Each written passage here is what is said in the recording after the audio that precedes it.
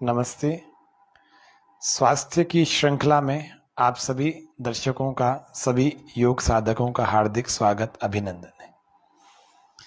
आज हम जो बात जानने वाले हैं वो है ऋतुचर्या से संबंधित।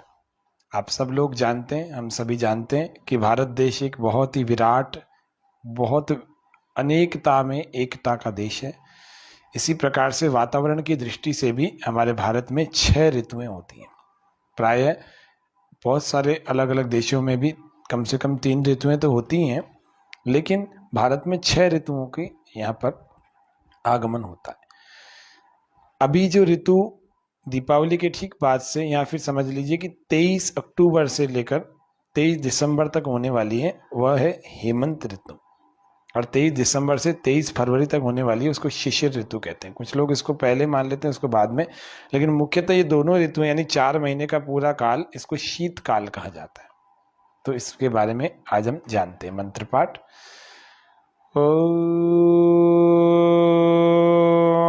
नमो ब्रह्मणे नमस्ते वायो त्वमेव प्रत्यक्षं ब्रह्मासि त्वामेव प्रत्यक्षं ब्रह्म वदिष्यामि ऋतं वदिष्यामि सत्यं वदिष्यामि तन्मामवतु तद्वक्तारमवतु अवतु माम अवतु वक्तारम। ओम। तो इन 4 ऋतुओं में हमें कैसा खाना चाहिए और कैसा नहीं खाना चाहिए, इस बारे में यदि हम जानकारी रखेंगे तो हम बीमार नहीं पड़ेंगे। यदि बीमार हैं तो ठीक हो जाएंगे, क्योंकि सबसे उत्तम ऋतु जो आने वाली है वह हेमंत चल रही है, मतलब। और सबसे उत्तम ऋतु इसके ठीक बाद शिशिर ऋतु। दोनों को जब शीतकाल कहा जाता है, तो शीतकाल यानी पूरे 4 महीने में हमें खान पान कैसा रखना है। स्वस्थ व्यक्ति भी और बीमार व्यक्ति भी इन बातों का ध्यान रखेगा तो बहुत अच्छा स्वास्थ्य उसको मिलेगा। स्वास्थ्य की दृष्टि से यह हेमंत ऋतु और शिशिर ऋतु यानी कि ये पूरा शीतकाल बहुत अच्छा माना जाता है, बहुत अच्छा। क्योंकि एक कारण तो ये होता है, इसमें रातें लंबी होती हैं और दिन छोटे होते हैं, तो सोने के लिए ठीक प्रकार यानी निद्रा, शरीर को पूरा पर्याप्त विश्राम मिलता है, पूरा आराम मिलता है। पूरा आराम मिलता है तो भोजन पचने में भी अनुकूलता होती है, भोजन भी आसानी से पच जाता है। बलयुक्त ऋतुएं होती हैं दोनों। बलयुक्त यानी शरीर में बल की स्थिति है ना, वो अच्छी होती है, वृद्धि काल होता है, वृद्धि की तरफ होती है, इसका स्तर बढ़ा हुआ होता है। इसी कारण से क्या होता है, पाचन शक्ति अच्छी होती है। पाचन शक्ति जब अच्छी होगी, निश्चित रूप से हमारे भोजन को जल्दी पचाने वाली होगी। तो इसीलिए रूखे भारी से भारी भोजन भी शीघ्रता से, आसानी से पच जाता है इन दोनों ऋतुओं में। यही कारण है कि इन दोनों ऋतुओं में यानी कि पूरे शीतकाल में यानी सर्दी में शरीर को शक्ति ज़्यादा मिलती है। बस इन बातों का हमें ध्यान रखना चाहिए, हमें भूखा नहीं रहना, क्योंकि इस ऋतु में भारी से भारी और अधिक मात्रा में किया गया भोजन भी जल्दी पच जाता है। तो इस ऋतु में हमें एक तो भूखा रहने से बचना है। इस ऋतु में भूखा रहना और रूखा सूखा खाना, ये दोनों ही हानिकारक है। घी खाने की ऋतु है ये। स्निग्ध पदार्थ, चिकने पदार्थ, मधुर पदार्थ और लवण पदार्थ खाने की ऋतु है। आयुर्वेद में 6 प्रकार के रस कहे गए हैं: तिक्त, कटु, कषाय, अम्ल, लवण और मधुर। सफिशिएंट क्वांटिटी में यदि भोजन ना मिले, यानी कि पर्याप्त मात्रा में यदि भोजन नहीं मिलता इस ऋतु में, यदि हमें सही समय पर यदि नहीं मिल रहा, तो हमारे शरीर की जो पाचन शक्ति है वो हमारी धातुओं को खाने लगती है। धातुओं का जब भक्षण करने लगती है तो हमारा शरीर दुर्बल, कमजोर होने लगता है। इसीलिए इस ऋतु में भूखा नहीं रहना, रूखा सूखा नहीं खाना, चिकना पदार्थ खाना है। आयुर्वेद में 6 रसों की बात कही गई। कौन से? तिक्त, कटु, कषाय, मधुर, लवण और अम्ल। तो इस 4 महीनों में हमें 3 प्रकार के रसों से युक्त भोजन को लेना चाहिए। पहला है लवण, दूसरा है अम्ल, तीसरा है मधुर। तो मीठा, अम्ल, खट्टा और एक लवण, सॉल्टी, इस प्रकार के 3 पदार्थों से, 3 रसों से युक्त भोजन, आहार को ही हमें लेना चाहिए। इस ऋतु में यदि हम भूखे रहेंगे या रूखा सूखा भोजन करेंगे तो हमारे शरीर में वात बढ़ने की संभावना होती है, वात संचित होगा, वात संचित होगा तो वायु के रोग होंगे। शरीर में यहाँ दर्द, वहाँ दर्द, वहाँ दर्द, घुटनों में दर्द, टांगों में दर्द, पैरों में दर्द, कंधों में दर्द, सर्वाइकल, ये आसानी से जल्दी जल्दी हो जाएंगे। इसीलिए हमें इस ऋतु में थोड़ा स्निग्ध चिकनाई युक्त भोजन ही करना चाहिए। क्योंकि होता क्या है इस ऋतु में जब वात दोष बढ़ेगा, अगर हम इन गलतियों को करेंगे तो वात दोष में दो गुण होते हैं, एक शीत होता है, एक रुक्ष होता है। शीत और रुक्ष गुण वास्तव में वात को बढ़ा करके प्रकोपित कर देते हैं, और इन्हीं सर्दियों में आपके जिनके दर्द की या आर्थराइटिस की या जिनको किसी और दर्दों की शिकायतें रहती हैं तो वो और बढ़ जाएंगी। तो इसीलिए इन बातों का हमें ध्यान रखना चाहिए। इस पूरे शीतकाल में हमें चिकनाई, मधुर, लवण और अम्ल यानी कि जिसको खट्टे पदार्थ कहते हैं, ऐसे रसों से युक्त पदार्थों का ही सेवन करना चाहिए। पोषक तत्व जिनमें हो भरपूर मात्रा में, न्यूट्रिएंट्स, फाइबर, विटामिन्स जिनमें हो, पोषक तत्व, माइक्रो न्यूट्रिएंट्स हो, ऐसे पदार्थों का हमें सेवन करना चाहिए। उसके अलावा अगर इन पदार्थों की हम बात करें कि इनमें क्या क्या हो सकता है, तो इनमें शुद्ध घी हो सकता है। देशी गाय, अगर देशी नस्ल की कोई गाय है, गीर, साहिवाल, राठी, इनको देशी नस्ल की गाय कहते हैं। यदि इन देशी नस्लों की गाय की घी की बात की जाए तो वो सबसे पौष्टिक और सबसे शुद्ध पदार्थ होता है, चिकनाई युक्त। मक्खन, हाँ एक बात और बता दूं, कई सारे लोग ऐसे होते हैं जो कहते हैं कि हम चिकनाई युक्त पदार्थ नहीं खाते, कोलेस्ट्रॉल, ट्राइग्लिसराइड और हार्ट में ब्लॉकेजेस आदि आदि और भी कई समस्याएं हो सकती हैं। एक बात ध्यान रखना, भैंस के घी से हो सकता है, गाय के घी से कभी नहीं होता। एक समुचित मात्रा में आप थोड़ा सा घी जरूर ले सकते हैं, ये शरीर को बल प्रदान करता है। सर्दियों में लोगे, अगर इन 4 महीनों में आपने, इस शीतकाल में आपने यदि अपने शरीर को पौष्टिक पदार्थ दिए, चिकनाई युक्त पदार्थ दिए, तो बाकी के ऋतुओं के लिए आपका शरीर तैयार हो जाएगा। बाकी कितनी ऋतु बची, कितने महीने बचे? 8 महीने बचे, 4 महीने ये 8 महीने, बाकी के 8 महीने के लिए आपका शरीर बिल्कुल तैयार हो जाएगा। इसीलिए आपको इन ऋतुओं में आहार में, विहार में बहुत अच्छे प्रकार से ध्यान रखना चाहिए। तो क्या, एक तो देशी घी, शुद्ध देशी घी, उसके अलावा मक्खन, तेल, दूध, दूध और चावल की जो खीर होती है वो, उड़द की खीर, मिश्री, रबड़ी, मलाई, और ठंडे दूध के साथ में यदि हम ले रहे हैं तो शहद ले सकते हैं, इस वाली ऋतु में बहुत अच्छा उपयोगी होता है। गन्ने का रस यदि किसी राज्य में, किसी क्षेत्र में मिलता है तो वो बहुत उत्तम होता है इस शीतकाल में भी।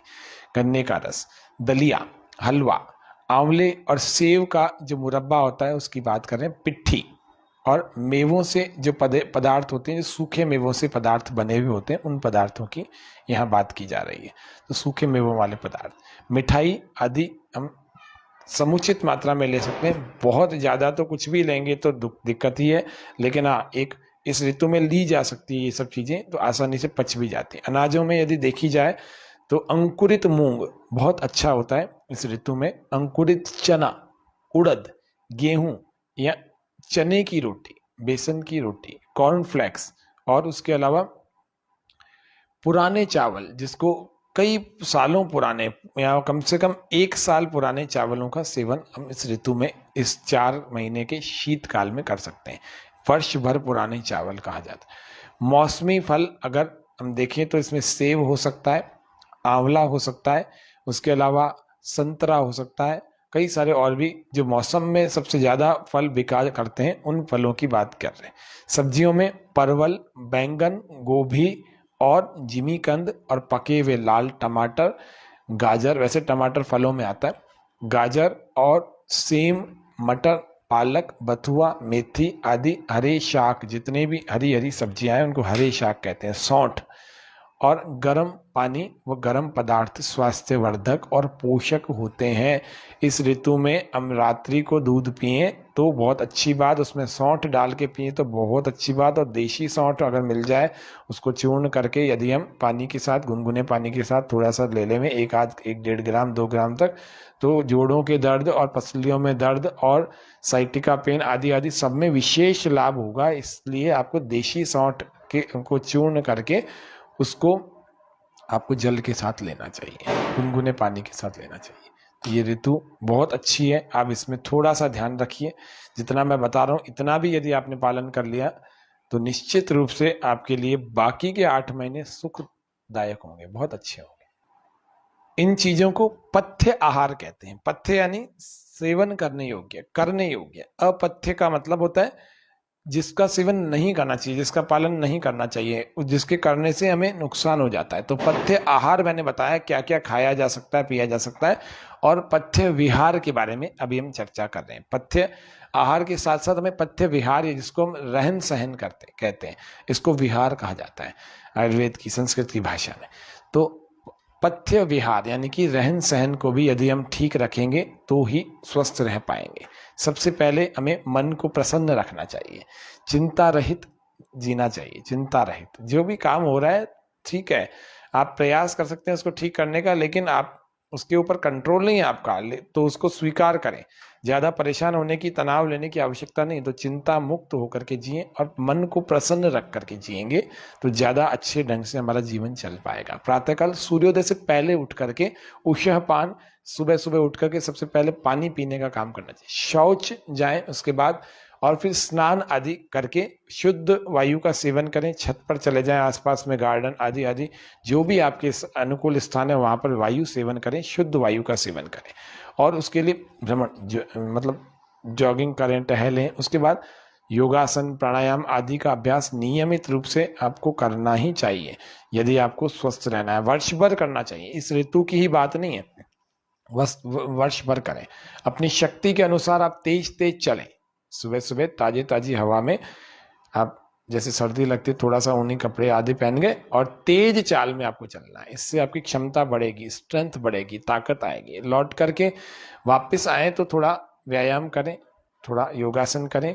ये पूरी दिनचर्या के हिसाब से बता रहा हूँ। सुबह थोड़ा चलने जाए, घूमने जाए और उसके बाद वापस आए तो थोड़ा सा योगासन, प्राणायाम आदि या फिर कुछ व्यायाम, कुछ एक्सरसाइज यदि आप करते हैं तो उसको करना चाहिए, करना ही चाहिए। किसी एक योग्य प्रशिक्षक के देखरेख में करें। जबरदस्ती कोई भी एक्सरसाइज इंटरनेट से इधर उधर से निकाल करके आप शुरू कर देंगे तो हो सकता है वो हानि भी कर जाए, क्योंकि शरीर की स्थिति, अवस्था, आयु और उसकी मात्रा ये हमें पता होनी चाहिए कि हमें कौन सी चीज करनी है, कौन सी चीज नहीं करनी। ये एक अच्छा योग शिक्षक या फिर कोई ऐसा विशेषज्ञ ही आपको बता सकता है। तो आपके शरीर के हिसाब से, आपके बल के हिसाब से, आपकी आयु के हिसाब से क्या आवश्यक है वो किसी की देखरेख में अवश्य करें। आपको इस बात का ध्यान रखना चाहिए। इस ऋतु में व्यायाम का विशेष रूप से लाभ होता है, बहुत लाभ होता है, क्योंकि यह ऋतु ही व्यायाम के अनुकूल बनी हुई है। इससे शरीर बलवान तो बनेगा, सुडौल भी हो जाएगा, सौष्ठव मिलेगा। शरीर के सारे अंग प्रत्यंग अपने अपनी जगह पर इतने सुडौल, कसे हुए और बलयुक्त हो जाएंगे कि इसको कहते हैं सुडौल होना। सौष्ठव, शरीर सौष्ठव प्राप्त होता है और खाया पिया बिल्कुल ठीक प्रकार से पच भी जाता है। उसके अलावा तेल की मालिश हमें इस ऋतु में करनी चाहिए। मैं सबको, अपने जितने भी विद्यार्थी नियमित रूप से योग करते हैं उन सबको भी मैं सबको निवेदन करता हूँ, सुझाव देता हूँ, सलाह देता हूँ कि तेल की मालिश इस ऋतु में जरूर किया करो। वजन बढ़ाने की इच्छुक लोग भी और वजन घटाने के इच्छुक लोग भी, ये दोनों ही लोगों पर काम करके बिल्कुल बॉडी को बैलेंस में ले आता है। तेल साइंटिफिकली बहुत अच्छा काम करता है मांसपेशियों पर, त्वचा पर, मेटाबॉलिज्म पर। इसलिए अभ्यंग यानी कि तेल मालिश जरूर करनी चाहिए। हृदय की ओर तेल मालिश का एक दिन अलग से कार्यक्रम बनाएंगे, उसमें आपको बताएंगे विशेष रूप से। वरना अभी फिलहाल तो थोड़ा सा इस तरफ, यदि आपको हाई बीपी है तो ऊपर से नीचे, और यदि आपको कोई ब्लड प्रेशर की समस्या नहीं है तो नीचे से ऊपर, ऐसे हृदय भाग की तरफ ऐसे चलते हुए, ऊपर की तरफ चलते हुए आपको मसाज करनी चाहिए इस तरह से। तो ये सबसे पहले आप कौन से तेल से मसाज करें तो वो है जैतून का तेल। 5 से 7 दिन आप जैतून के तेल से करें, फिर शरीर धीरे धीरे अभ्यासी हो जाएगा। फिर आप तिल का तेल अथवा दूसरा कोई अच्छा उत्तम कोई तेल ले सकते हैं, तो तिल का तेल अच्छा होता है। उसके अतिरिक्त आपको उबटन लगानी चाहिए, हल्दी की उबटन, मसूर की दाल उसमें डाल सकते हैं, कपूर डाल सकते हैं, और भी बहुत सारी चीज़ें होती है। नहीं तो कम से कम हल्दी का उबटन जरूर लगाएं। चंदन भी डाल सकते हैं, हल्दी का उबटन।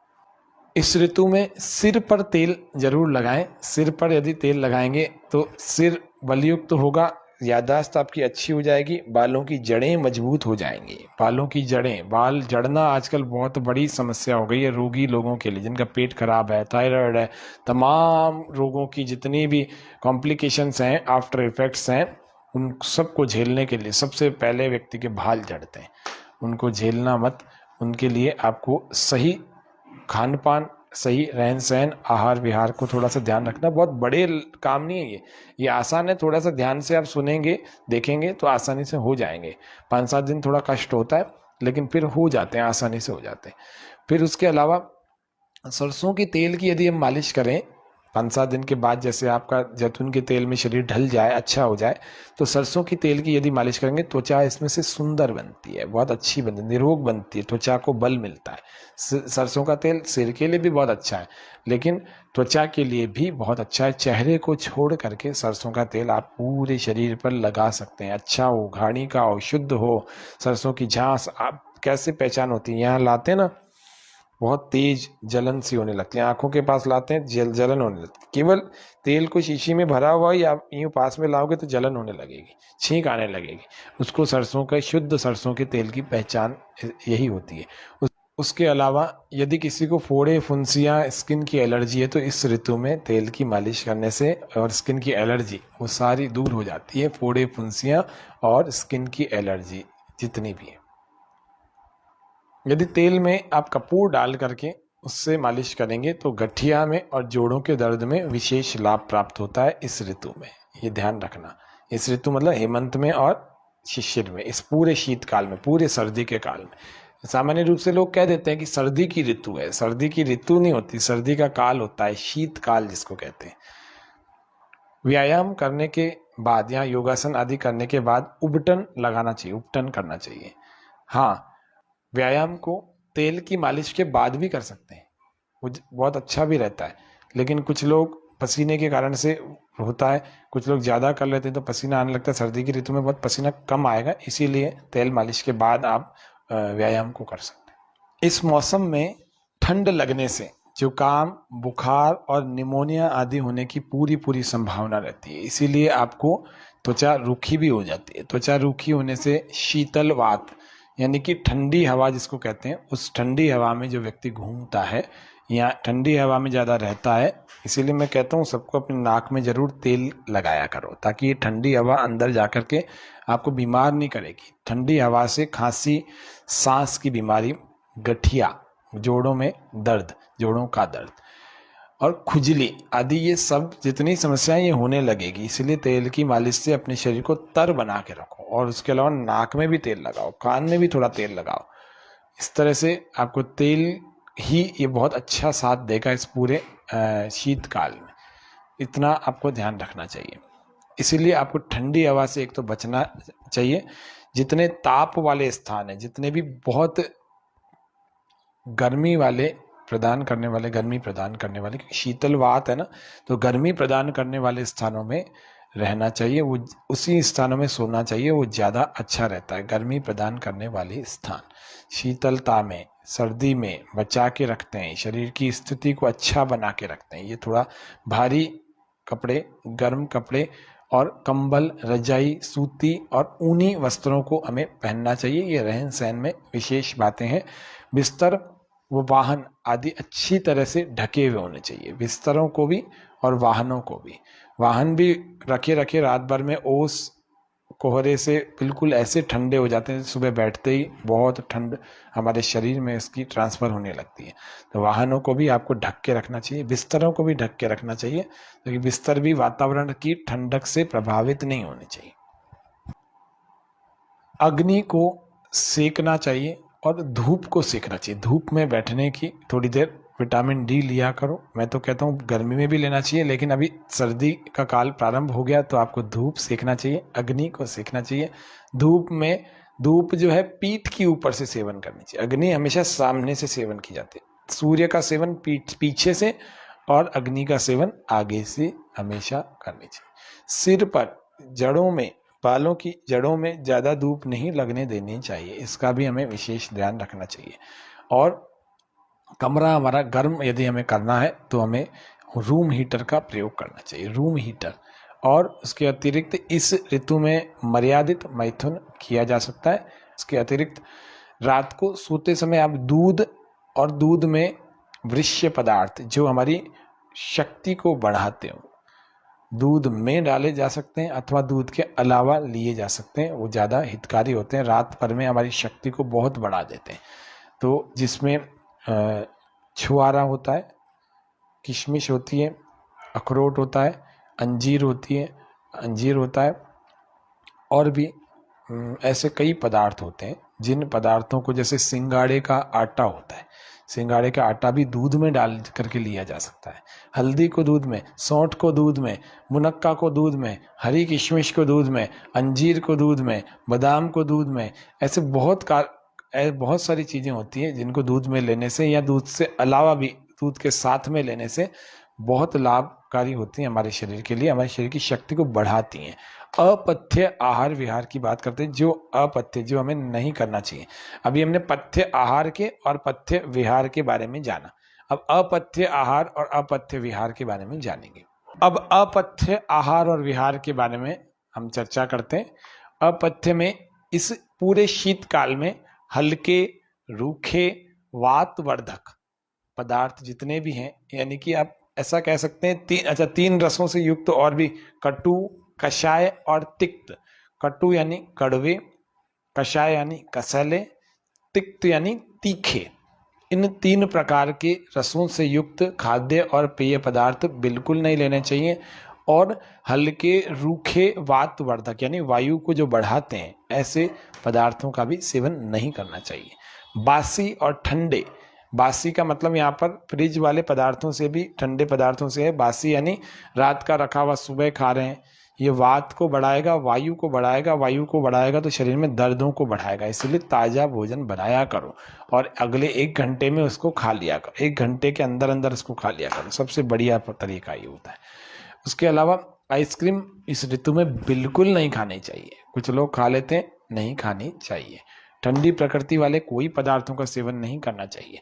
खटाई में इमली, अमचूर, खट्टा, दही, आम का अचार और ऐसे ही कुछ पदार्थ, इनका सेवन या तो ना करें या कर रहे हैं तो बहुत कम से कम ही करना चाहिए। देर रात तक नहीं जागना, सुबह को बहुत देर तक सोए नहीं रहना, आलस्य में पड़े हुए हैं, श्रम नहीं कर रहे हैं, मेहनत नहीं कर रहे हैं, व्यायाम नहीं कर रहे हैं और देर तक भूखे रहते हैं, मैंने पहले भी बताया था, अधिक स्नान करते हैं, ये सब चीजें बड़ी दुखदायी होती हैं, बड़ी बेकार। इस पूरे ऋतु में आपके बल को जो संचित हो रहा है स्वाभाविक रूप से, प्राकृतिक रूप से, वो वापस से घटता चला जाएगा। आगे आने वाली वसंत ऋतु फिर आपके लिए कष्टकारी हो जाएगी, फिर ग्रीष्म ऋतु कष्टकारी हो जाएगी। इसीलिए जो नहीं करना उसको बहुत ध्यान से आप पालन करना चाहिए। कुछ लोगों की आदत होती है बहुत ठंड सहन करते हैं कि मेरे को तो सर्दी नहीं लगती, ठंड सहन करते जाते हैं। नहीं, कभी ठंड नहीं सहन करनी, ये आपके शक्ति को ये भी घटाने वाली चीज है। इसलिए बहुत ठंड सहन नहीं करना है, थोड़ी तो सहन करनी चाहिए, बहुत नहीं करनी चाहिए। रात को देर से भोजन कर रहे हैं, 10 बजे कर रहे हैं, 11 बजे कर रहे हैं, 12 बजे कर रहे हैं, कब पचेगा और कब सोएंगे और कब दूसरे दिन आप उत्तम स्वास्थ्य प्राप्त करेंगे, हो ही नहीं सकता। देर तक भोजन कभी नहीं करना चाहिए, इस ऋतु में तो विशेषकर बिल्कुल नहीं करना चाहिए। और भोजन के तुरंत बाद सो जाते हैं, ये भी, इससे भी बचना चाहिए। ये सब अपथ्य विहार है, अपथ्य विहार, इनसे बिल्कुल बच के रहना चाहिए। जो लोग हरड़ का सेवन रसायन के रूप में करते हैं उन सबको हेमंत ऋतु में आधा चम्मच हरड़ का सेवन, सौंठ के चूर्ण यानी कि आधा चम्मच सौंठ का, यानी आधा चम्मच हरड़ का चूर्ण और आधा चम्मच सौंठ का चूर्ण। रसायन का मतलब होता है जो स्वस्थ व्यक्ति को स्वस्थ बनाए रखे, जो स्वस्थ व्यक्ति को और उत्तम, बलवान, अच्छा स्वास्थ्य, निरोगता, आरोग्यता प्रदान करे, उसको कहते हैं रसायन का सेवन करना। तो आधा चम्मच हरड़ का चूर्ण और आधा चम्मच सौंठ का चूर्ण, इन दोनों को, और यदि इन दोनों को पानी से लेना चाहिए, गुनगुने पानी से। और यदि आपको इसके ठीक बाद यानी 23 दिसंबर से 23 फरवरी शिशिर ऋतु की यदि बात की जाए, उसमें यदि हरण के साथ आपको लेना है तो पिप्पली लेना। हेमंत में सौंठ लेनी चाहिए, और अगर शरद की बात की जाए, शिशिर की बात की जाए 23 दिसंबर 23 फरवरी, तो आपको हरण के साथ में पिप्पली, जिसको पीपल भी कहते हैं कुछ लोग, तो इस पीपल के चूर्ण के साथ में आपको आधा आधा चम्मच दोनों का इस तरह से ताजे पानी से या गुनगुने पानी से इसका सेवन करना चाहिए। ये रसायन के रूप में आपके लिए बहुत आवश्यक चीजें हैं। इस प्रकार से यदि आप रसायन का भी सेवन करेंगे तो आप ज़्यादा स्वस्थ रहेंगे, शुद्ध, पवित्र, और पूरे 4 महीनों में अपनी शरीर की शक्ति को बढ़ा देंगे। हरड़ के साथ सौंठ और हरड़ के साथ पीपल, ये दोनों 2-2 महीनों में बदला जा सकता है। आप 4 महीने इसको करिए, निश्चित रूप से आप पूरे वर्ष भर बाकी के 8 महीने स्वस्थ बने रहेंगे, पेट भी साफ रहेगा, शरीर के अंदर शक्तियां भी बढ़ेंगी, निश्चित रूप से बढ़ेंगी। दोनों ऋतु में अंतर क्या है? हेमंत ऋतु और शिशिर ऋतु हैं तो दोनों शीतकाल की, इनमें अंतर क्या है थोड़ा सा इनको जान लेते हैं। मौसम की दृष्टि से यदि देखा जाए तो दोनों में मौसम एक जैसा ही होता है। हेमंत ऋतु में सूर्य दक्षिणायन में होता है, क्योंकि देखो 21 दिसंबर 22 दिसंबर के आसपास सूर्य दक्षिणायन में यानी दक्षिण की ओर गति करने वाला हो जाता है, जो कि 23 दिसंबर या 22 दिसंबर 21 दिसंबर तक, जो कि 6 महीने का चलता है। इस पूरे में दक्षिणायन में सूर्य होता है और इसी के ठीक बाद आपका 23 दिसंबर के आसपास ही सूर्य उत्तरायण में आ जाता है। और एक तो पहला अंतर तो इन दोनों में ये हो गया कि सूर्य दक्षिणायन में हेमंत में है और शिशिर ऋतु में सूर्य उत्तरायण में, पहला अंतर तो ये हो गया। अब इनके कारण से कुछ अंतर भी आता है, कुछ जो औषधियां हैं, जो वनस्पतियां हैं, उनमें आहार द्रव्यों में इनमें क्या है, स्निग्धता होती है। स्निग्धता मतलब चिकनाई आती है, मधुर रस और पौष्टिकता प्रदान की जाती है प्रकृति के द्वारा इन समस्त पदार्थों में, तो इनका अंतर होता है। निश्चित रूप से दोनों ही ऋतुएं अपने आप में बहुत बढ़िया है। जैसे हेमंत ऋतु दक्षिणायन लिए भी होती है या दक्षिणायन के दौरान होती है हेमंत ऋतु, तो इसमें औषधियों में और आहार के द्रव्यों में स्निग्धता, मधुरता और साथ में पौष्टिकता या मधुर रस जिसको कहते हैं और पौष्टिकता लिए हुए कुछ चीजें होती हैं। इस ऋतु में शरीर में दोषों का संचय अल्प मात्रा में होता है। जो वात, पित्त और कफ ये त्रिदोष हैं, इनका संचित होने की गति कम होती है, कम मात्रा में ये संचित होते हैं, क्योंकि संचय, प्रकोप और सम होना, ये 3 प्रकार की स्थितियां आयुर्वेद में बताई गई हैं। संचय यानी इकट्ठा होना, प्रकोप यानी बिगड़ जाना, उसका दुख देना हमें, रोग पैदा करना, और सम यानी बिल्कुल स्वस्थ व्यक्ति की स्थिति होना। या दूसरे 2 दोष जो हैं बढ़े हुए हैं तो ये कम है। तो इस तरह से हमें संचय, प्रकोप और सम, इन तीनों के बारे में भी सामान्य जानकारी तो होनी ही चाहिए। तो लेकिन ये बात हमें ध्यान रखनी चाहिए, हेमंत ऋतु में जो शरीर में जो दोष होते हैं वो उनका संचय अल्प मात्रा में होता है, परंतु शिशिर ऋतु में सूर्य उत्तरायण में है या उत्तर भाग में ज्यादा स्थित है, तो फिर उसमें आधान काल है। इस आधान काल के कारण से वातावरण में रूखापन या रुक्षता जिसको कहते हैं, शीतलता, ये दोनों होते हैं। रूखापन भी होता है और शीतलता भी होती है, क्योंकि सूर्य आ चुका होता है, स्निग्धता कम हो जाती है। वनस्पतियों में अब शीतलता आएगी, अब भारीपन आएगा, मधुरता आएगी, तो कफ का संचय होगा। तो कफ का संचय काल कौन सा है? यह शिशिर ऋतु। तो कफ के संचय काल के कारण से यह, इसमें थोड़ा सा अंतर हो गया। तो हेमंत ऋतु और शिशिर ऋतु, तो हेमंत ऋतु और शिशिर ऋतु अक्टूबर, नवंबर और दिसंबर, जनवरी, या फिर नवंबर, दिसंबर, इधर जनवरी, फरवरी, इस तरह से देखा जाए तो ये नवंबर पूरा और दिसंबर पूरा, दोनों ही महीने हेमंत ऋतु, जनवरी पूरा और फरवरी पूरा, दोनों ही महीने शिशिर ऋतु। इस तरह से ये इन ऋतुओं को यदि विभाजित किया जाए तो होता है। अतः शिशिर ऋतु में भी हमें उपर्युक्त आहार विहार जो हमने आपको अभी बताया है, इसीलिए क्या करना चाहिए, शिशिर ऋतु में भी हेमंत ऋतु में भी, दोनों में ही जो अभी हमने आहार पथ्य विहार और अपथ्य आहार अपथ्य विहार, ये दोनों बताएं, इनका पूरे ईमानदारी से पालन करना चाहिए, पूरा ठीक निष्ठापूर्वक पालन करना चाहिए और ठंड से बचना चाहिए। शीतल यानी कि ठंडे और हल्के और रूखे पदार्थों का सेवन और उपवास नहीं करना चाहिए, इन चीजों को करने से बचना चाहिए। तो आप सभी दर्शकों का इस स्वास्थ्य के विशेष कार्यक्रम, इस श्रृंखला में शिशिर ऋतु या हेमंत ऋतु और शिशिर ऋतु या शीतकाल में आहार विहार या ऋतुचर्या के इस विशेष कार्यक्रम में हमने कुछ बताने का प्रयास किया। आशा है आप इस कार्यक्रम को देखकर, सुनकर, जानकर स्वास्थ्य लाभ प्राप्त करेंगे। इन्हीं आशाओं के साथ कि आप पूरे शीतकाल में अपने शरीर को वृद्धि, बलवान, आरोग्यवान बनाने का पूरा प्रयास करें और आगे फिर ऋतुचर्या के कार्यक्रम में फिर मिलेंगे। तब तक के लिए नमस्ते, जय हिंद, जय भारत।